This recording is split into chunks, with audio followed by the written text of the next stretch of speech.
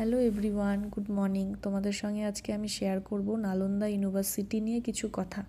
So এই Nalanda university ছিল বিশ্বের সবথেকে বড় শিক্ষা কেন্দ্র এবং জ্ঞান কেন্দ্র।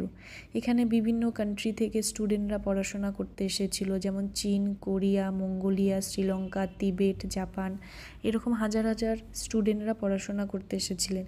এবং এইখানে 10,000 স্টুডেন্ট এবং 2,000 শিক্ষক একসঙ্গে থাকতেন। এবং এখানে বিভিন্ন সাবজেক্ট ছিল, যেমন বেদ, উপনিষদ, গণিত, বৌদ্ধ দর্শন, আয়ুর্বেদ, বিভিন্ন সাবজেক্ট ছিল। এবং এইখানে সবথেকে বেশি ফোকাস জিনিস ছিল, এটা হচ্ছে লাইব্রেরি। সবথেকে বড় লাইব্রেরি এখানে 9 তলা ছিল। আর এই লাইব্রেরিকে বলা হতো ধর্মগুঞ্জ। এর মধ্যেও 3টি পার্ট ছিল, যেমন রত্নসাগর, রত্নদধি, রত্নরঞ্জক। এবং এগুলোর মধ্যে বিভিন্ন বুকস ছিল, এরকম লক্ষ লক্ষ বই ছিল। কিন্তু এই ইউনিভার্সিটির এই লাইব্রেরিটা আগুন ধরে দিয়েছিল তুর্কি আক্রমণকারী বখতিয়ার খলজি। নেক্সট ভিডিওতে আমি শেয়ার করব কেন আগুন দিয়ে পুড়িয়ে দিয়েছিল। Bye bye.